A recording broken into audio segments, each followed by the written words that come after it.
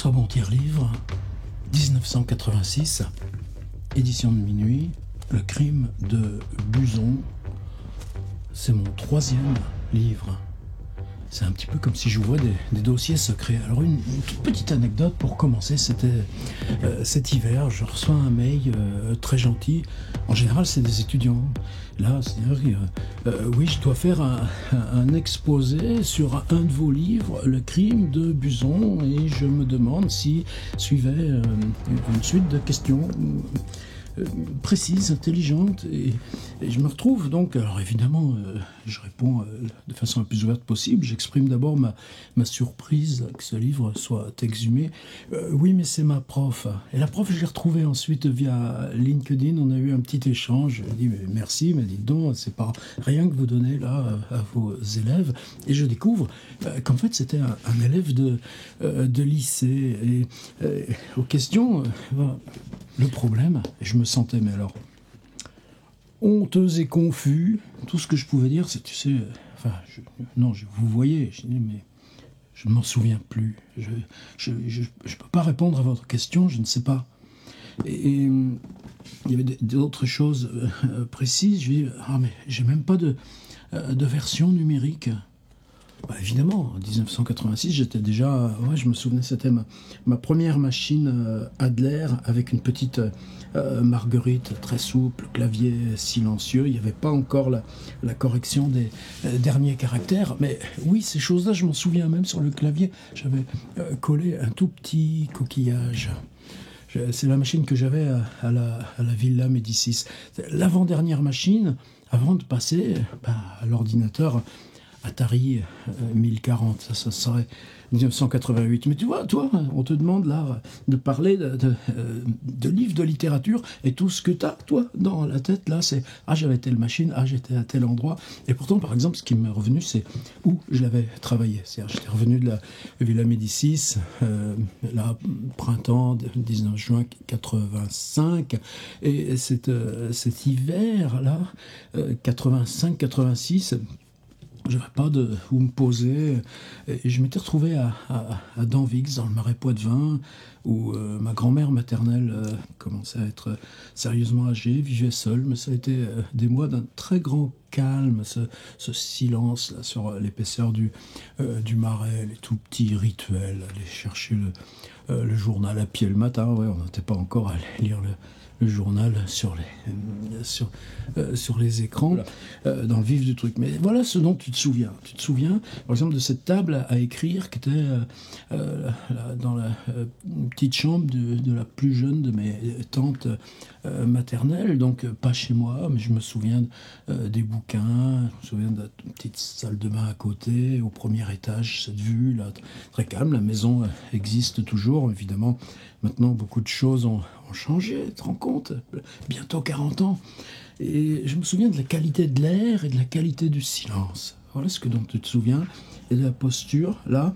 Et ça fait plusieurs mois, alors là, j'avais ça, là, posé, là, dans un petit coin du bureau. Dire, il faut quand même que tu lui répondes à ton élève de Liège. Et j'ai traîné. Alors, est-ce que c'est une manière de commencer une vidéo, ça ? Eh bien, comment je m'y suis pris ? J'ai découvert que dans mes archives, j'avais 2 exemplaires. Un que j'ai racheté récemment, c'était sur Recycle Livre. Vous savez, comme vous faites, il y a encore le prix français, 59. Et j'ai retrouvé dans un autre endroit, quand on a vidé l'appartement de ma pauvre maman décédée, vous voyez, Le Canon, juillet 1986. J'avais même dédicacé là, ma mère, mais sans signer, parce que c'est un truc comme ça. Et donc, en récupérant les affaires, tu jettes pas, je l'ai gardé. Voilà les 2 exemplaires. Alors, j'ai pris celui-ci, et je l'ai posé à plat sur scanner, page après page. Alors, où on en est avec les droits ? Vous savez que, alors, mon premier livre, Sortie d'usine, c'est toujours les éditions de minuit. C'est eux qui diffusent aussi la version numérique, EPUB. On avait signé un avenant. Ils n'ont pas signé d'avenant pour les autres livres. Du moins, ils n'ont jamais concrétisé. L'avenant a été s'est annulé de lui-même. Et mon deuxième livre s'appelait Limite. En fait, après mon premier livre sorti d'usine, je pars 1 an à Marseille et j'en viens là, une bonne année plus tard, avec cet énorme tas de machins qui s'appelait, je l'appelle Transit, voilà, justement, parce que comme ça c'est à double sens, voilà, c'est ça, je l'avais donné. Alors ça c'est mon original, il y a plein de trucs de typex, il y a des ratures, il y a des rajouts, il y a des collages, il y a des chapitres que je mettais comme ça avec le feutre pour aller tout de suite dans les parties, c'est quand même un gros machin.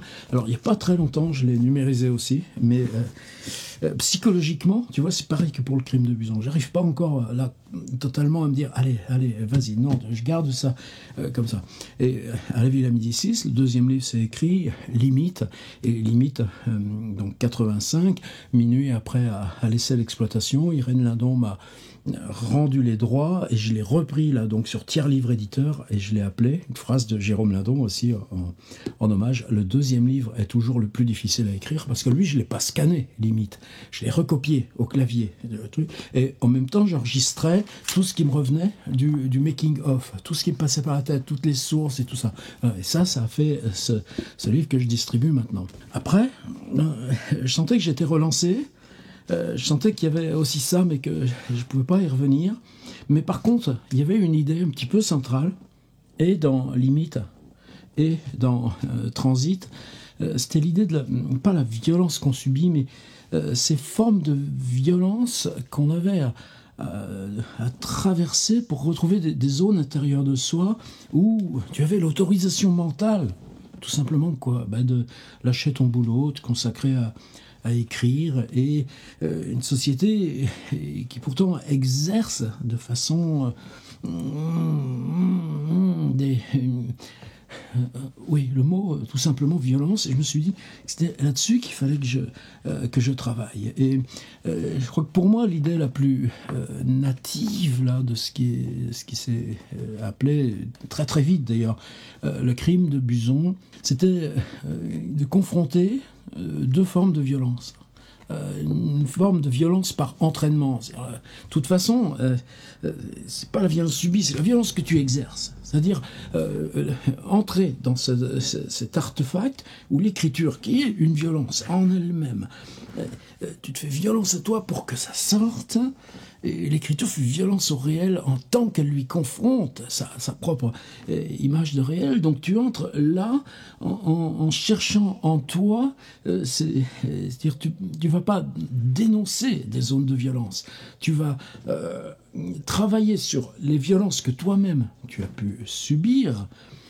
Attention, c'est une vie, j'allais dire, équilibrée, normale, par bonheur. J'ai pas eu de traumatisme comme ce qu'on entend parler tout le temps.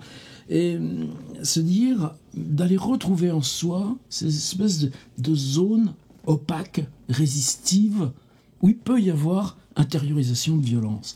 Et là, il y avait deux dimensions qui se superposaient immédiatement. C'est une espèce de violence par entraînement. C'est-à-dire, tu ne coupes pas avec ce qui t'entoure, et dans cette opacité de toi fait que tu te retrouves entraîné là. Et pour moi, ça renvoyait aussi à beaucoup de choses de l'ordre du politique, de l'ordre aussi même des bizutages dans l'école d'ingénieurs, des situations d'usine. Même si ça, j'en parle dans Limite. Mais j'en parle pas, là, dans le crime de Buzon. Je ne parlais que de cette figure abstraite de violence, et l'autre violence par, j'allais dire, de t'enfermer dans une situation que tu ne maîtrises plus. Mais ça, au niveau de l'intime, ça passera même par des questions d'enfants, de couple, ces choses qui sont évidemment tellement archétypes. Mais pour moi, il y avait deux figures. Et là, en commençant à travailler, un mot qui s'est révélé central, c'est Hashma. Hashma, S-H-M-A, c'est dans le persan, c'est ce qui désigne la perte de contrôle. Et cette perte de contrôle, oui, il y avait deux espèces de grandes branches. Voilà, c'est ce triangle-là qui a commencé le livre.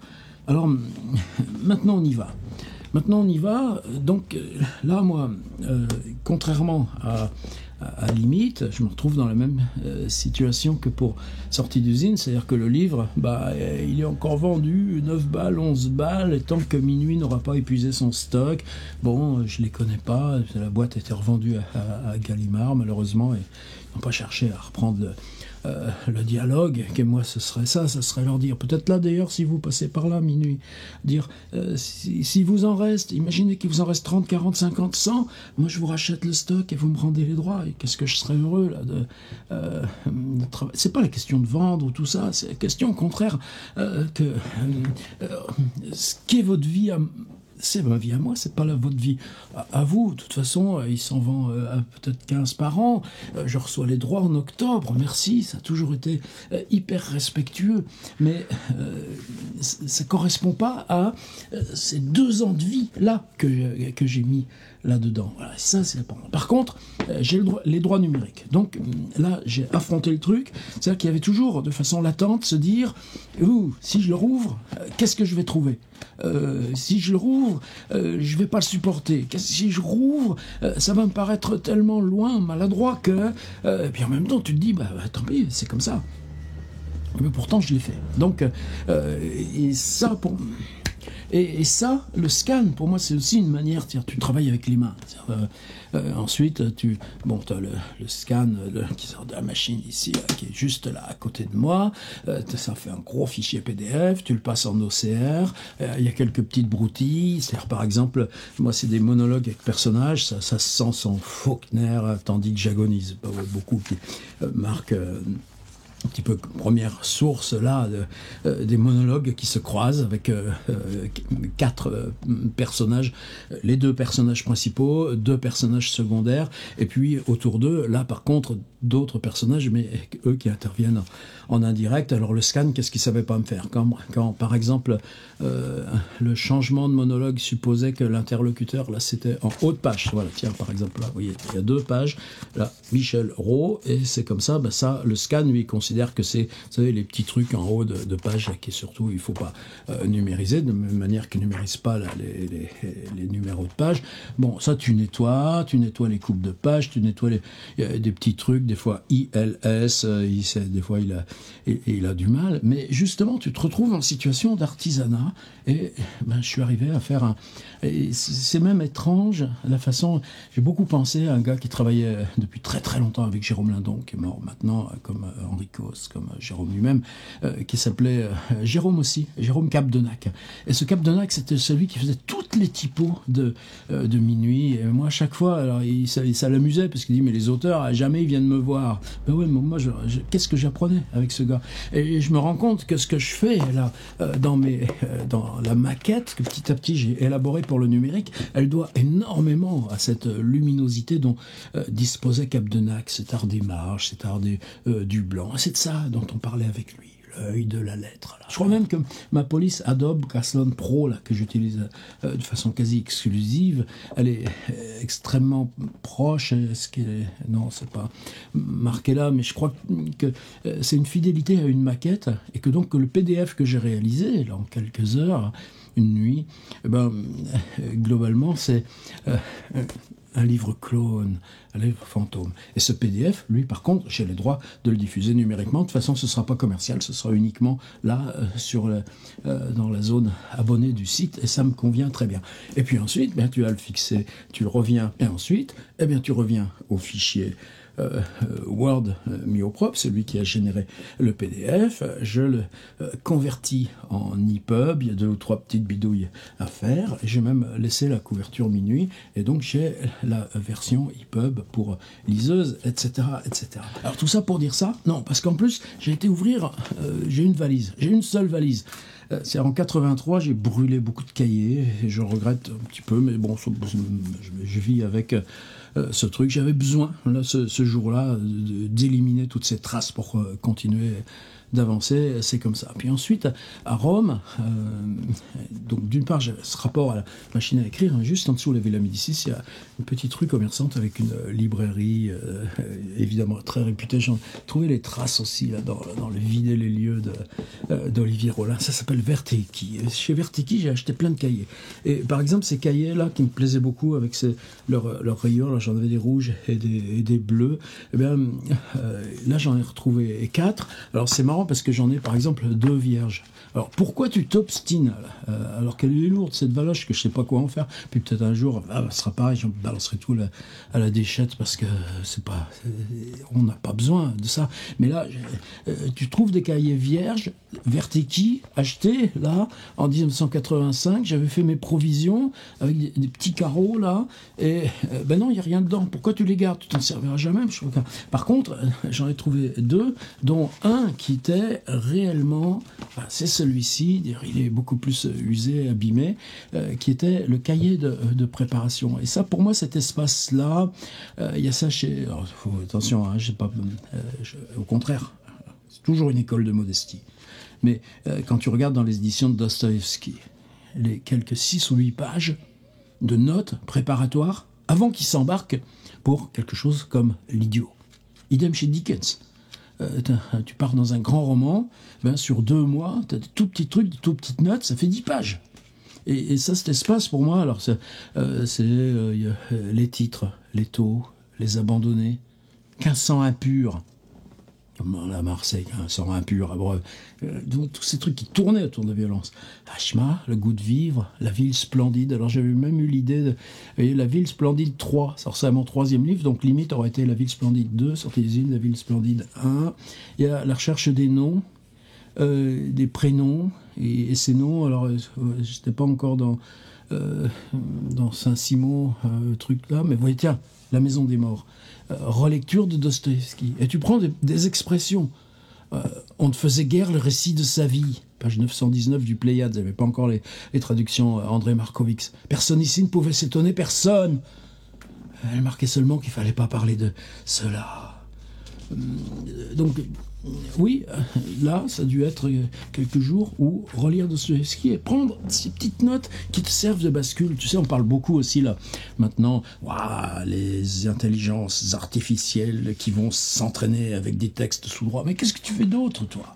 Et c'est même pire que ça, c'est-à-dire que là, donc tu continues, les titres, les trucs, t'écris avec quoi? T'écris avec des bribes, temps de brouillard, attaque frontale, coup dur. Va la vie, ça jabote sec, allègre, exaspération, à bout du compte, à bout du rouleau, à bout de course, sur les dents, vadrouille, bagno, goguette, c'est des répertoires de mots. Des Chargelex, un gars qui était en terminale, Jean Odo, ça vient de Rabelais, je m'en suis servi. C'est Gourdiot, ça m'est revenu aussi dans des rêves. J'ai des textes après ce nom, Gourdiot. Fétiveau, j'en ai retrouvé un depuis un Fétiveau, la preuve que ça venait de l'enfance. Et puis là, tout d'un coup, Serge Buson. Et a priori, peut-être, par exemple, ça viendrait des mémoires d'outre-tombe. Serge Buson, j'ai pas été vérifié, c'est facile, je l'ai en numérique. Et là, c'est-à-dire que tout d'un coup, cette histoire de violence, il y avait ces 2 personnages ils les auraient incarnés. L'idée de la prison n'est pas venue tout de suite. C'est venu l'idée que si ces 2 types sont ensemble, c'est qu'ils sortent de prison et que chacun illustre une de ces figures de violence. Cette violence par entraînement et cette violence par exaspération.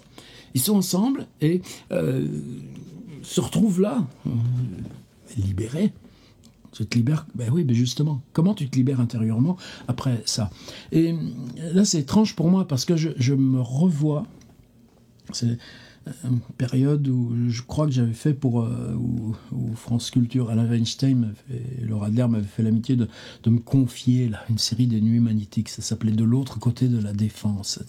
J'aurais dit, mais je sais rien, je connais rien. Mais t'inquiète pas, on va te mettre avec un réalisateur. Et effectivement, c'est comme ça que ça s'était passé. Et si j'avais pas eu cette généreuse introduction à la radio, est-ce qu'aujourd'hui je saurais faire du YouTube? Probablement pas. C'est d'autres choses, mais là, vous voyez, c'est tous ces trucs-là. Dès que tu rouvres un ancien chantier de toi, tout ça qui revient. Donc je me revois cet automne-là, fréquenter la BPI, Beaubourg, c'était calme à l'époque, m'installer là, et j'ai commencé à dépouiller tous ces bouquins qui concernait la prison. Et ce qui est étrange, c'est que là, j'ai des pages, là, voilà, 2 pages, là, la mer, Fleury-Mérogis.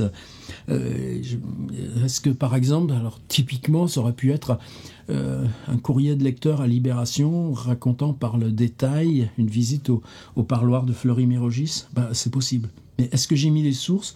Et tu me vois là, la honte? Non, j'ai aucune source. Alors, prison, parloir, comment, cellule, à combien, les brosses à dents avec lame de rasoir incrustée, et puis un copain clown qui s'appelait Bricolo, qui s'appelle toujours Bricolo, qui sur Orléans, qui lui avait joué plusieurs fois en prison. Je ne sais même pas si je ne l'avais pas accompagné une fois sous ce prétexte à une prison d'Orléans pour voir, quoi, parce que mes expériences prison elles viendraient longtemps après. Ça encore, c'est un autre espace. C'est-à-dire que tu rentres là, justement, tu t'appropries des témoignages dans des trucs de sociaux, dans des interviews, dans des trucs de presse et tout ça. Et aucune source. C'est, jamais. Aujourd'hui, c'est-à-dire, c'est des réflexes que tu as constitués. Tu recopies quelque chose, tu recopies où tu as pris la source. Alors, je le mets quand il s'agit de livres. Conformez-vous au temps. C'est Voltaire. Beaumal, Chadaï, l'embrouille. Qu'est-ce qui corrompt la vie des hommes? Euripide. Là, tu vois, les sources, elles y sont. Ou dans Phèdre, ce qu'il y avait de meilleur... ce qu'il y aurait de meilleur que la vie est couvert de ténèbres comme les fous, nous désirons tout ce qui brille sur la terre. C'est Phèdre. Parce que c'est le Phèdre d'Euripide, plus probablement que le Phèdre de Racine. Mais quand il s'agit là de ces jours à Beaubourg où je dépouillais, au double sens du mot, toute cette littérature, non, c'est des témoignages, des sociaux, des revues. Là, j'ai pas mis les sources. Et pourtant, justement, est-ce que j'ai volé? Là, c'était ma surprise dans le bouquin. C'est-à-dire que au départ, il y a ces 2 types qui arrivent. Donc, il y en a un qui a invité l'autre, parce que l'autre, elle n'a rien, nulle part où aller. Elle vient chez moi. Et le chez moi, c'est devenu la Vendée. C'est devenu mon coin de marais. Mais pas le coin de marais où j'étais, chez ma grand-mère maternelle. C'est devenu le coin de marais natal, à 70 bornes. Et j'y suis jamais allé. J'ai pas mis les pieds, exprès. C'est-à-dire j'ai travaillé sur le souvenir d'enfance là de ce lieu à 50 ou 60 kilomètres. C'est d'autant plus bizarre, j'avance en désordre, que j'ai 3 traductions du crime de Buson. J'y suis attaché. Eingeschlossen, hop là, Manold Verlag à Bremen, traduit par Christian Baumann et Gisela Lerch, grâce à elle d'ailleurs qu'on a pu ensuite avoir cette année à Berlin.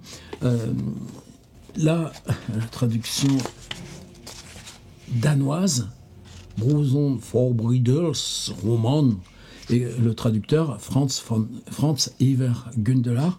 Là, j'ai plus contact, mais on est resté très longtemps amis. Et la traduction néerlandaise, maintenant en Hollande, tu publies en anglais, et puis c'est devenu la langue Brot, et là, traduit par Mats Löfgren, qui est devenu aussi un ami. Et dans les 3 cas, les traducteurs sont allés voir les lieux dont je parlais, Saint-Michel-en-Lerme, le Rocher de la Dive. Alors que moi, j'y avais pas mis les pieds, même si ensuite, plus tard, j'y ai retravaillé, l'enterrement, etc. Mais c'est des drôles de choses, rapport au réel. Et par contre, la prison, je l'ai inventée. Tu l'inventes à partir de quoi? À partir de tes souvenirs d'école d'ingénieur, tes souvenirs d'internat au lycée, tes souvenirs... Et puis, cette espèce de jeu-là, avec quelques sources. Et la prison vient lentement... Donc il y a un personnage de gardien, Guichot, il y a un co-détenu qui partage la cellule avec eux, Armand, et petit à petit, là, l'histoire, c'est ça qui m'a surpris, c'est comment mon histoire, je la savais pas. C'est des choses dont on discute souvent à Terre-Livre dans les ateliers, sur l'intrigue, la narration, la construction. Eh bien, moi, c'est-à-dire tu avances dans ce que tu connais pas, parce que ce que tu as à ta disposition, c'est juste ces 2 figures, là, de la violence par entraînement, la violence par exaspération, et tu les cherches en toi, et c'est parce que c'est là, en cherchant en toi, que tu arrives à les faire coïncider avec ces figures-là que tu as fait élever, avec une mère, avec un bonhomme, là, Brock, qui était un bonhomme réel, qui vivait, là, par contre, dans le bled de mes grands-parents, un vague cousin, mais qui vivait dans une espèce de grange où il collectionnait tous les papiers, en particulier, il faisait toutes les petites décharges, comme il y avait à l'époque. On n'avait pas les déchetteries, il n'y avait pas les usines d'incinération, et dans les décharges, il récupérait toutes les boîtes de médicaments, il prenait les notices, et il devenait une espèce de médecin savant uniquement par les notices qu'il récupérait dans les décharges. Personnage de Brock qui est revenu ensuite dans d'autres bouquins. Et là, peut-être pour moi, c'est quelque chose qui me gênait souterrainement, et il a fallu que je scanne pour trouver ce qui me gênait. C'est-à-dire le besoin d'en faire trop. Le besoin d'en faire trop, c'est-à-dire la détention. J'avais lu aussi David Rousset, Les jours de notre mort, Robert Antelme, L'espèce humaine, mais surtout Rousset, Les jours de notre mort. C'est ces trucs là, à Brochenwald où tu as un petit commando de 6 ou 8, mais donc tu as le SS, l'allemand contremaître, et les 3 prisonniers russes, et puis les prisonniers résistants ou prisonniers juifs, et que cette toute petite communauté, le bourreau, tu le regardes dans les yeux, en face. Et à 2 ou 3 reprises, il y a des italiques qui sont des recopiages de Rousset. Et là encore, je ne signale pas la source de mes recopiages en italique. C'est-à-dire la liberté que tu as pour faire naître ton propre travail, d'incruster là où tu es allé le chercher. Le deuxième espace des sources, qui est présent dans les cahiers, mais Claudel, Voltaire, Euripide, là encore, ça disparaît, ça devient la surface même du texte. Mais à un moment donné, oui, tu travailles là aussi sur l'idée de violence, collaboration, etc.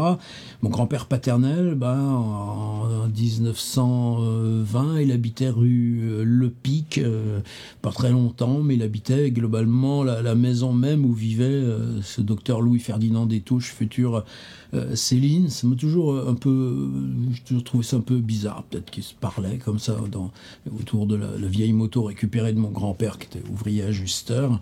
Et là, tout d'un coup, Céline va passer par les Hasbrock. Je l'ai gardé, mais disons qu'aujourd'hui, j'aurais pas refait ça. Et c'est peut-être là où il y a du trop. Et comme aussi, ces figures-là, le Brock, il est obsédé dans les bouquins qu'il récupère par Don Quichotte. Ça, c'était le genre. C'est-à-dire, quand tu discutais avec lui, j'ai trouvé ce livre qui raconte que, etc. Et ça y allait. Et là, par contre, je faisais du montage. Et dans ces montages, surtout à la fin, je m'autorisais, là, dans le livre, il y a des passages, là, où tu recopies des bouts de Sancho. Alors, si tu cherches dans Kafka, dans le journal, il y a ça aussi. Mais là, je les ai effacés dans mon scan. Ma liberté. Mais ce trop, là, par contre, pour moi, c'est du trop de non-confiance. Tu as besoin d'appuyer, tu as besoin de justifier, alors qu'ensuite, tu dis non, ça s'en va. Là, par contre, Jérôme Lindon... il m'a laissé faire. Je pense que probablement le bouquin, c'est la période où il y avait Rouault, Toussaint, Marine Diaye. Je pense qu'il nous laissait faire parce que on était des gens par rapport à cette génération des Claude Simon. Robert Pinger, sans parler de Beckett, mais Beckett, c'est autre chose.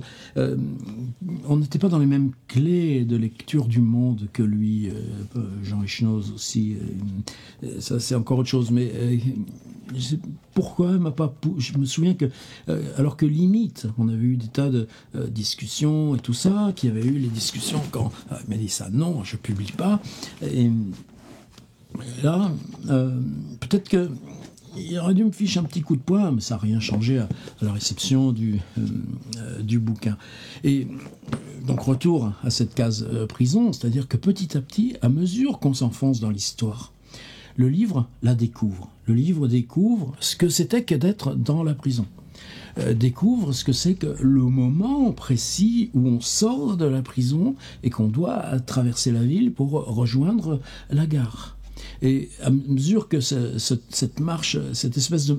comme si le livre avançait et qu'il y avait une espèce de marche arrière qui se faisait pour revenir dans le cœur de la prison où arrive entre eux que, à un moment donné, on s'explique avec cette violence qui vous a mené là et qu'elle émerge au grand jour parce qu'on finit, non pas par se la dire, mais la dire à l'autre, mais par se la dire à soi-même.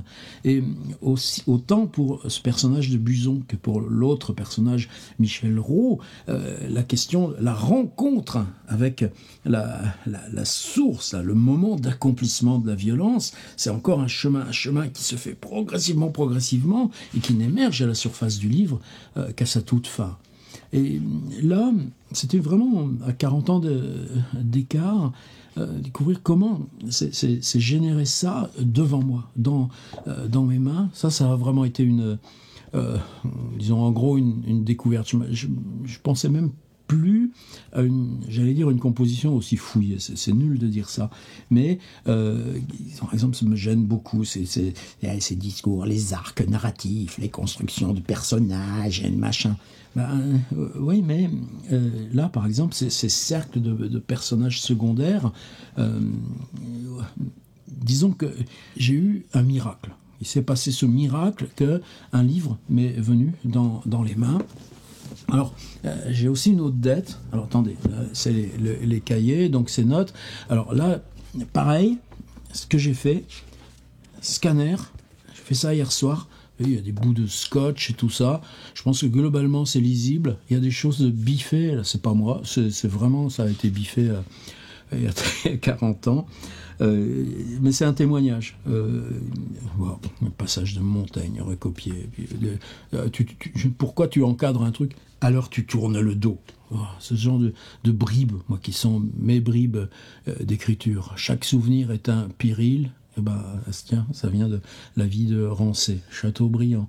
Tiens, il y a des choses de la Bible, toujours des noms qui viennent. Bon, allez. En tout cas, oui, ça occupe même pas. Donc ça, c'était le cahier de préparation. Là, il y a des notes, c'est des trucs, des corrections d'épreuves. Donc ça n'a rien à voir. Cahier, scanné, mis à votre disposition.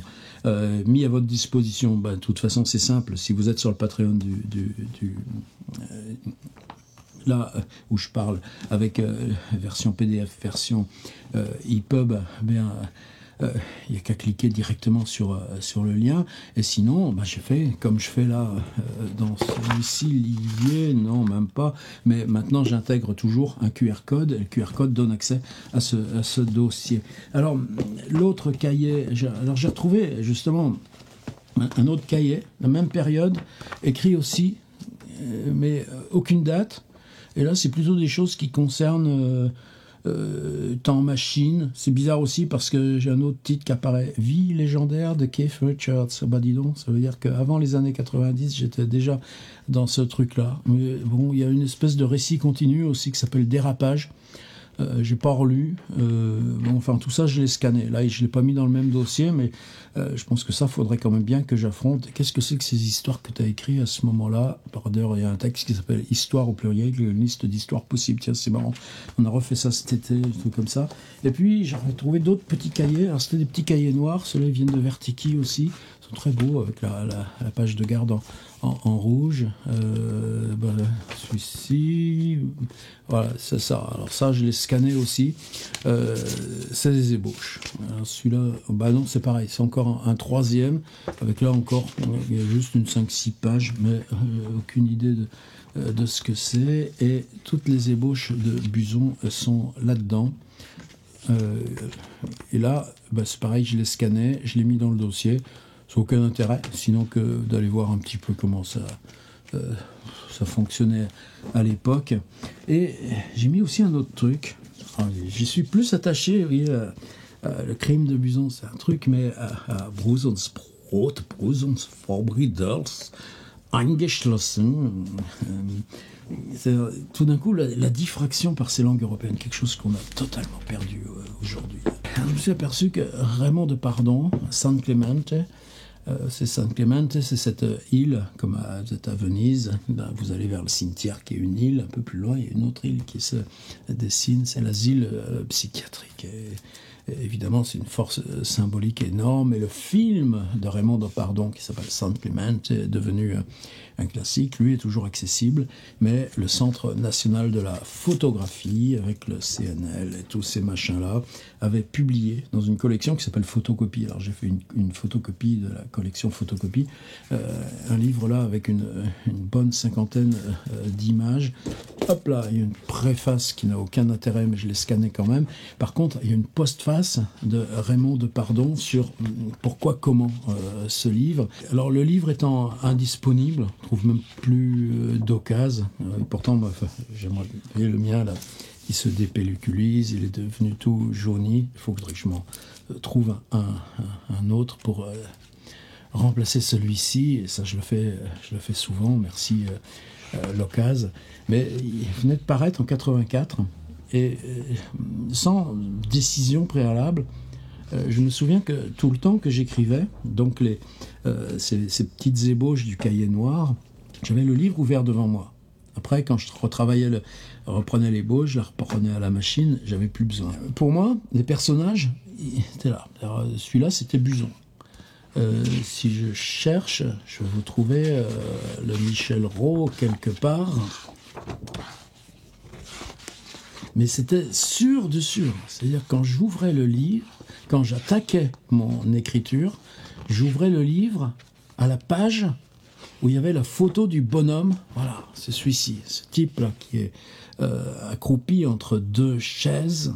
Eh bien, ça pour moi, c'était Michel Rowe. C'est-à-dire que j'ouvrais le livre à cette page, j'avais le visage du gars ou le visage de mon Buzon. Il y avait cette photo aussi qui m'impressionnait beaucoup, cette figure-là, toute la tête et le visage caché dans la veste avec les deux bras resserrés devant. Et voilà pour moi cette image photographie cette femme là qui le regarde assise là, mais derrière une autre qui elle ne regarde rien, qui est debout en arrière comme si en arrière de soi-même on avait le fantôme de soi. C'est cette page là que j'ouvrais quand j'écrivais la mer. Et sinon, donc j'avais aussi mon broc, mais je crois qu'il y avait aussi toutes c'est des personnages qui sont chacun en prise directe avec leur angoisse, mais qui n'ont aucun besoin de mettre cette angoisse sous carapace ou sous masque. C'est juste l'angoisse qui est là, et c'est une réserve infinie, des mains croisées.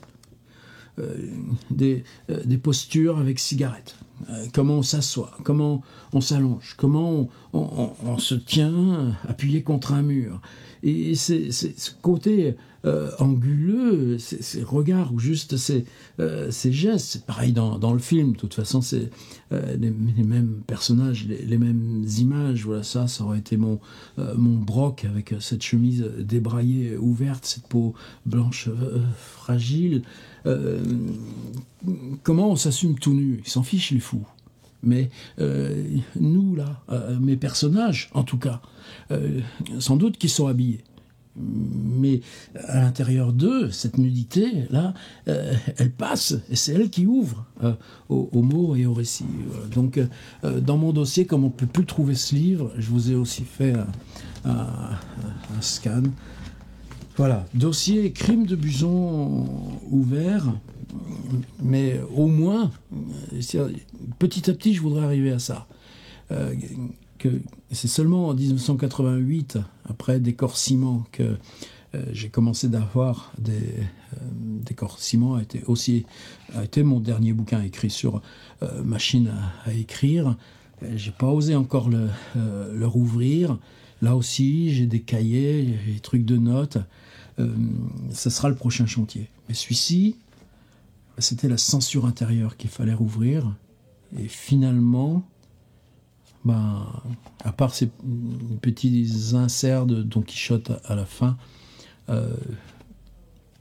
voilà, ça y est, c'est fait. Et à le faire circuler, il y a une fierté. Buzon. De ma poche, j'ai sorti la petite fiasque de cognac, je l'ai débouché, puis tendu à Michel qui n'en a pas voulu. Quand j'en ai rebu une seconde fois, il en a bu, lui aussi. Les pauvres gens, j'ai dit. À cause d'où on était. Là, je venais gosse pour me cacher. Je rampais sous la porte, ça frottait mais ça passait. Maintenant, j'aurais de la peine. et je remontais en escaladant la cheminée, là, tout au fond, même l'hiver, sous la terre, on n'a jamais froid. Une espèce de cave dont je me souvenais dans ces bleds vendéens. Je sais pas, j'avais pas encore... alors, pareil, c'est cette histoire de monologue. Je crois que j'ai appris dans ce livre ce que j'ai pas utilisé, ce que je pouvais pas utiliser techniquement, ni dans Sortie d'usine, ni dans Limite, le hors-champ du monologue et le hors-champ du dialogue. Et ça m'a accompagné après, depuis lors. Buson, puisqu'il battait ma sœur, demi-sœur, mais qu'est-ce que ça fait ? Née de même mère, élevée par elle, frère et sœur. Elle pleurait, alors il laissait, puis elle a plus pleuré. Quand lui approchait, elle se griffait le visage. Pour l'empêcher, il lui mettait des claques aussi. Ça, elle n'était pas propre, elle hurlait. Alors il la laissait, ça lui passait.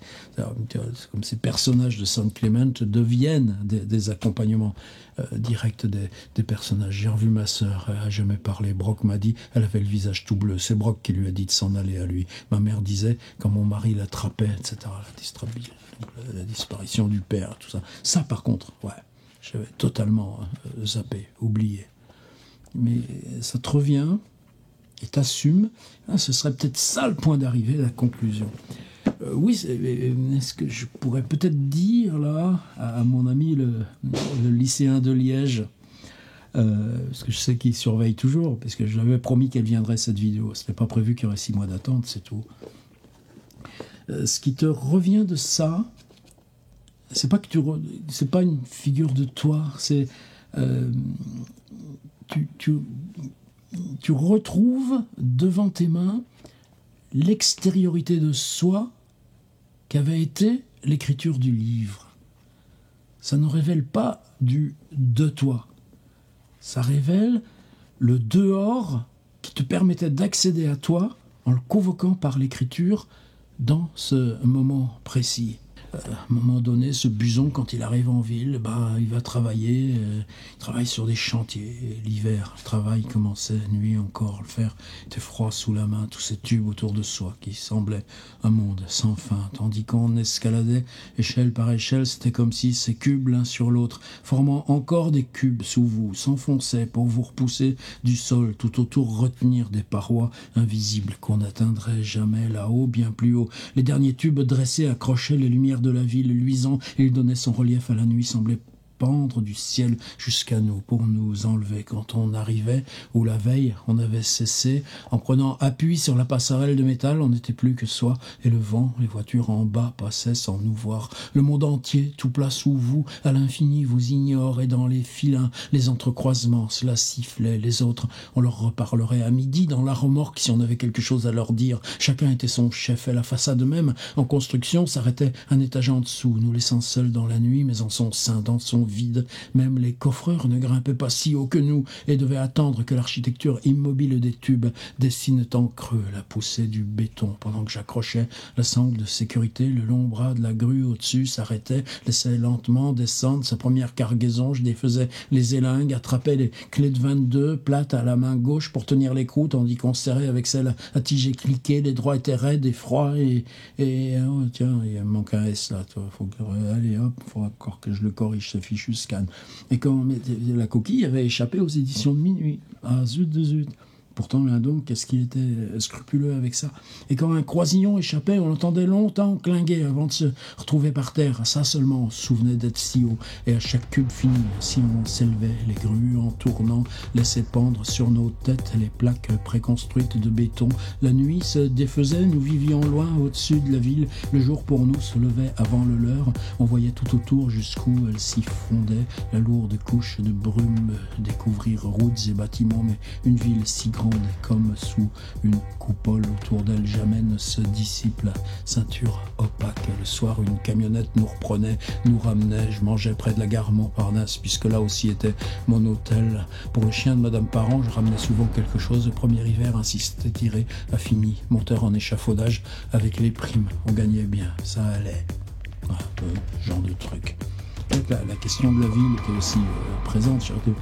C'était un chemin de plus, mais ça, ce chemin, c'est sur cette poétique ville. Je crois qu'il avait commencé dans Limite, et puis je le continue. Allez, assez vous embêter. Mais donc, lien sous la vidéo vers le Patreon, à moins que vous soyez directement sur le Patreon, le lien vers le dossier avec le PDF EPUB, les scans des 2 cahiers préparation ébauche et Saint-Clément parce que tout simplement il n'est plus disponible. C'est comme ça. Merci.